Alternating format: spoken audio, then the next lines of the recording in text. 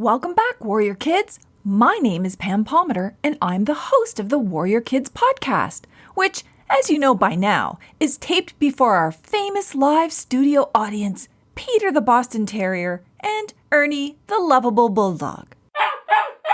I'm a Mi'kmaq professor who has created this podcast to celebrate everything Indigenous and work with Warrior Kids to help make the world a better place. If that sounds like something you'd like to do, then join us here every Wednesday, or mostly every Wednesday, and learn some really cool things along the way. Today, we're going to be talking about treaties in honor of Treaty Day that's happening in Mi'kmaq this week, and all the other treaty days celebrated by First Nations in Canada and Native American tribal governments in the United States every year. But first, I have some really good news to share. I just found out that our Little Warrior Kids podcast is going to be featured at the Imaginative Film and Media Arts Festival again this year. Yeah, I know. I am so excited about it. Imaginative is a celebration of Indigenous people who create films and documentaries, podcasts, and other forms of media art. They are an organization that supports Indigenous artists and help them celebrate their work. And it's also a great way to learn more about Indigenous cultures. Plus, I really like the name. Do you hear the cool trick they did with their name? Well, it's called the Imaginative Festival, and the name is like a play on the word imaginative. Think about how imaginative all of the Indigenous artists have to be to create their different art projects. And your imagination is when your brain thinks of new ideas, maybe some cool design you want to paint, or an idea for a poem, or even when you think of new games to play with your friends. That's all your imagination. So, what they did with the name was put the emphasis on the last part of the word.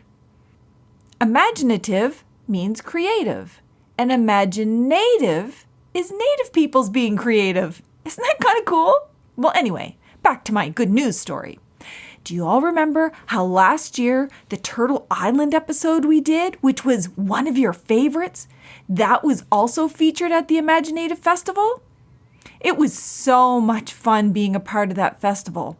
What they did was uploaded the Warrior Kids podcast so that people could listen to it online. Well, this year, you'll never guess what episode they chose to be part of the festival. That's right, The Boy and the Whale. It's one of your favorites. So, on Tuesday, October 19th, the Warrior Kids podcast, and particularly The Boy and the Whale episode, will be available free online through the festival website so that people who've never heard our podcast can actually hear it for the first time. I'm so proud to be able to celebrate my Mi'kmaq culture in this festival. And thanks to you for making the Warrior Kids podcast so awesome. Hey, and you know what other celebrations are coming up? Well, there's a very particular Mi'kmaq celebration coming up, and it's called Treaty Day, and it happens on October 1st in Nova Scotia. I just love Treaty Day. It's usually a big celebration in all of the Mi'kmaq First Nation communities where I'm from in Mi'kmaq. Now, if you're just tuning in for the first time here, you might not know where Mi'kmaq is. Mi'kmaq just means Mi'kmaq territory, and that's my home territory. And that includes all of the lands in Nova Scotia and PEI, but also includes large parts of New Brunswick, Newfoundland, Quebec, and even some land in Maine in the United States. And all of my family and friends and relatives from all over are going to celebrate Treaty Day. And Treaty Day is a lot of fun, which reminds me, I think the best Mi'kmaq word we could pick today is the Mi'kmaq word for fun. Papuahan. Papuahan. That means big fun or celebration. Isn't that word even fun? I could literally just say it all day. Hey, maybe that could be your word for the day as well. Celebration, big fun, papuahan. Oh, okay, sorry, Peter. Peter wants me to get back to the podcast and explain what a treaty is. Because some of our warrior kids might not know what a treaty is. And that's okay. I didn't even know what a treaty was until I was an adult. Well, a treaty is an agreement between two nations. So let's break that down and see what that really means. First of all, what's an agreement? Well, an agreement is like a promise to do something. And there's all different kinds of promises. Some of them are more serious than others. Take, for example, a promise made between you and your friend. You might promise your friend that you will bring a basketball to the playground to share with him, and then your friend might promise to bring his soccer ball to share with you. Well, that promise that you each make is an agreement for each of you to do something. The expectation is that both people will do what they promised. But what happens if you break your promise to your friend? Well, I think your friend would be pretty disappointed. And it might also mean that your friend might not trust you in the future and might not believe you if you make another promise. That's because a promise is a commitment. It means that you will do what you said you would do. But the question is that a treaty? Nope, it's not a treaty, because treaties are a little bit more official than that. So, let's look at other kinds of promises that are a bit more official. Take, for example, if your mom wants to buy a new car. Your mom would shop around for the kind of car that she likes, and then when she finds one that she likes, she would promise the car dealer to pay for the car, and then the car dealer would promise to give her the car. This kind of promise is more official. So what would happen is they would sign an agreement on paper that details all of the promises that are being made. That kind of agreement written on paper is known as a contract. If your mom takes the car home and then decides not to pay money to the car dealer, then the car dealer can take action. The car dealer might come and take the car back from your mom and take it back to the car dealership. There's more serious consequences for breaking a promise when it's made in that kind of official agreement, in a contract.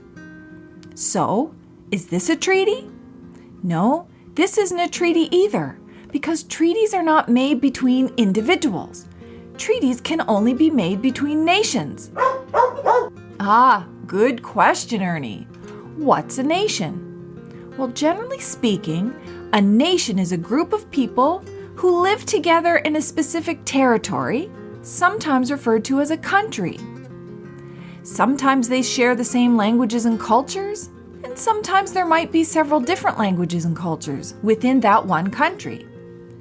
They are usually represented by a government that speaks for that nation. Take, for example, France. France is a country with its own territory, government, and its official language is French. Let's look at another country like Great Britain, which is now part of the United Kingdom. It has its own territories, government, and the language spoken is primarily English. So these two countries could enter into an agreement with one another to make promises like, let's work together as allies or friends to fight climate change. Or they could make promises to each other to trade goods with one another. These promises would be made by government officials representing each country, and they would sign an important agreement on paper, which details all of the promises that they're making to one another. If either country breaks those promises, there could be serious consequences. They might even have to go to court and have a judge decide what happens. Promises between countries are very serious. So, would that be an example of a treaty?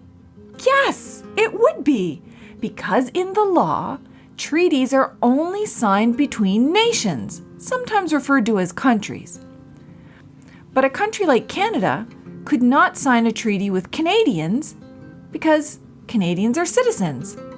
They're individual people, and the law says treaties can only be signed between nations. So what does that mean?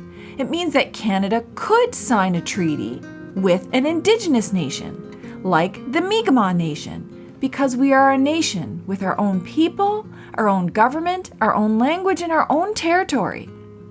In fact, there are many treaties signed with indigenous nations all over Turtle Island, which, as you know, is now referred to as Canada and the United States.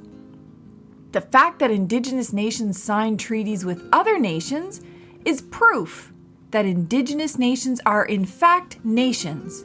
We are independent, we have our own laws, our own governments, and our own territories. And here's some interesting facts you might not know about native treaties in Canada and the United States. First of all, there's all different kinds of treaties. They don't all say the same thing.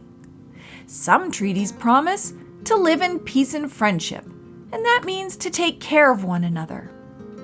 Some treaties promise to trade with one another, which basically means, hey, let's do some business together. And some treaties promise to share the lands on the condition that indigenous practices like hunting and fishing, gathering and trading would always be respected. Here's another interesting fact. Some treaties were signed with indigenous nations a long time ago. They're often referred to as historic treaties, whereas other treaties might have been signed just recently, and they're sometimes referred to as modern treaties. Here's another interesting fact. Did you know that not every indigenous nation signed treaties? That's right. I'm from the Mi'kmaq Nation, and we signed many treaties. There are some indigenous nations in provinces like British Columbia that didn't sign treaties. Another interesting fact is that treaties were primarily signed with indigenous nations, often referred to as First Nations today. They didn't include the Inuit or Métis, though in some cases, some Métis communities did sign on to some of the treaties, but not very many. Now, it's also important to know that the courts in Canada and the United States consider treaties with Indigenous nations to be very serious, important agreements, and the courts expect each of those countries to live up to their treaty promises. And if a country breaks a promise to an Indigenous nation, they might end up in court where a judge might order the country to smarten up and keep its promises. Unfortunately, both Canada and the United States have broken their promises to Indigenous nations in the treaties many, many times. This means that these countries have stolen lands from Indigenous nations, broken their promises to respect their rights to work together. This has really hurt Indigenous peoples in many ways, including causing lots of poverty in some of our communities. That's why it's important for Canadians and Americans both to stand beside Indigenous nations and to tell their governments they need to honor the treaties. It's important that we all live up to our promises. One of the reasons why I really like Treaty Days is because it's an opportunity for non-Indigenous peoples to learn about the treaties, help us celebrate it, and push governments to take action. I think the thing I like most about Treaty Day is because our families, friends, and relatives from all over Turtle Island have so many celebrations. Sometimes there's powwows with lots of drumming, singing, and dancing.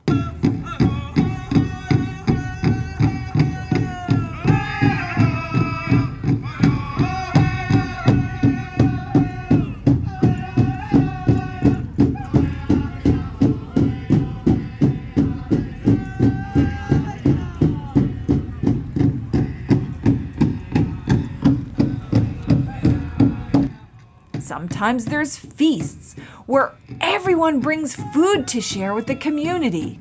My favorite is fry bread. And one of the most special parts of these celebrations is when the elders sit around the fire and tell stories about how the treaties came to be and why they're so important. Because in each one of the stories that the elders tells, there's important lessons, like how important it is to always keep your promise. So this podcast is a celebration of those treaties and a call to honor the treaties. And I feel like we learned a lot today on the Warrior Kids podcast. Even Peter and Ernie listened quietly, and that's rare. I'm sorry, puppies, just kidding. You know I love you both so much. So today, we learned that treaty celebrations will be coming up soon in Mi'kma'ki. In fact, this Friday, October the 1st. We also learned the Mi'kmaq word for celebrations or big fun is Papuahan. That's right, Papuahan. I think it's our word for the day. We learned treaties are important promises made only between nations. And we learned, sadly, that Canada and the United States have broken many of their treaty promises to Indigenous nations. But we also learned that it's never too late to start fulfilling those promises, and Warrior Kids, families, and schools can help us push governments to fulfill their promises. So, Warrior Kids, we learned a lot about treaties. What kind of action can we take? Well, there's always lots of things you can do. You can enjoy some of the Treaty Day celebrations if you live in Mi'kma'ki. Or you can ask your teacher to talk about the treaties that might be in the area where you live and go to school and find out when the local Indigenous nations celebrate them and how you can join in the celebrations. You could make some beautiful artwork about treaties and hang it in your window. Or you can have your parents and teachers help you write a letter to your government officials asking them to honor the treaties. Never forget how powerful your voices are, Warrior Kids. Oh my goodness, and I can't forget to give you the online link for the Imaginative Art Festival, which will be celebrating the Warrior Kids podcast. I'll put the link in the description box so you can check it out. And there may or may not be a special video from me during the Imaginative Festival. No, Peter, I cannot tell you right now. All I can say is there may be, or maybe not, or maybe not a special video from me. You're just going to have to watch and find out. And if you need ideas for fun activities, check us out online at warriorkidspodcast.com. We have lots of free coloring pages, free books, and even calendars that give you ideas of great things to do. Oh, and Warrior parents and teachers, don't forget to support Warrior Kids Podcast on Patreon or the Buy Me a Coffee app. Links are below. Thank you all for listening, learning, and acting. Till next time, later, Gators.